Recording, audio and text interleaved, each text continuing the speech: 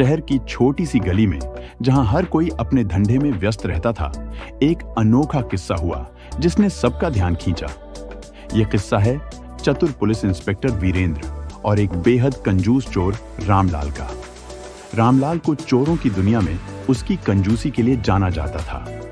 जहां दूसरे चोर महंगे गहने और नोटों के बंडल चुराने में रुचि रखते थे, वहीं रामलाल सिर्फ छोटे मोटे सामान चुराता था, दृढ़ जैसे पुराने जूते, टूटी चूड़ियां और बची खुची सब्जियां। लोग उसकी कंजूसी पर हंसते थे, लेकिन वह अपनी चोरी की कला पर बहुत गर्व करता था।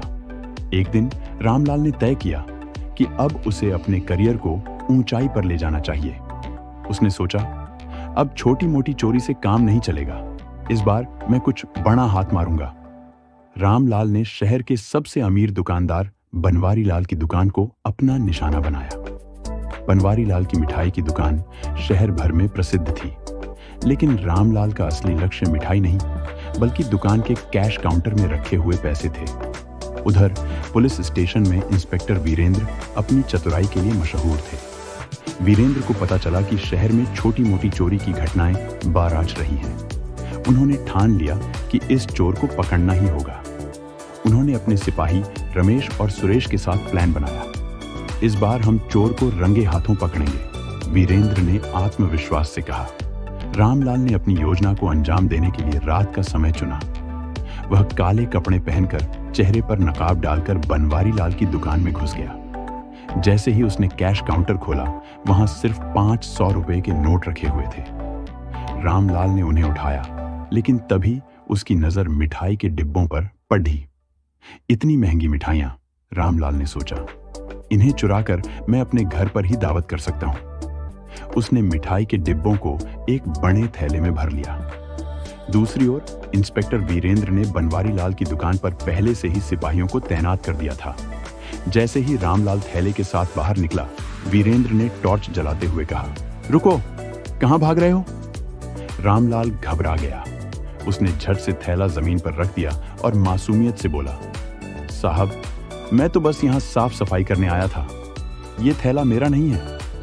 वीरेंद्र मुस्कुराते हुए बोले, अच्छा, तो ये मिठाई के डिब्बे और पैसे खुद चलकर इस थैले में आ गए? रामलाल ने सोचा कि अब उसे अपनी कंजूसी भरी चालाकी दिखानी पड़ेगी। उसने कहा, साहब, आप मुझे पकड़ तो सकते हैं, लेकिन इससे आपका फायदा क्या होगा? मैं तो गरीब आदमी हूं, मेरे पास कुछ नहीं है। वीरेंद्र ने उसे घूरते हुए कहा, तुम्हारी कंजूसी के किस्से तो हमने सुने हैं, लेकिन इस बार तुम बच नहीं सकते। रामलाल ने झट से अपनी जेब से 10 रुपये का सिक्का निकाला और बोला, साहब, ये ले लीजिए, इसे रिश्वत समझ लीजिए और मुझे जाने दीजिए। वीरेंद्र और उनके सिपाही उसकी इस हरकत पर हंस पड़े। सुरेश ने कहा, तुम सच में सबसे कंजूस चोर हो। रामलाल को थाने लाया गया। वहां उसने पुलिस वालों को समझाने की कोशिश की, देखिए साहब, मैंने कोई बड़ा गुनाह नहीं किया, मैं तो बस मिठाई के डिब्बे लेकर जा रहा था, इसमें कौन सा बड़ा जुर्म है? वीरेंद्र ने जवाब दिया, चोरी तो चोरी होती है, चाहे वह छोटी हो या बड़ी। अब तुम्हें अदालत में पेश किया जाएगा। रामलाल ने अपने बचने के लिए एक और चाल चली। उसने कहा, साहब, अगर आप मुझे छोड़ देंगे तो मैं आपके लिए हर दिन मुफ्त में मिठाई चुरा कर लाऊंगा।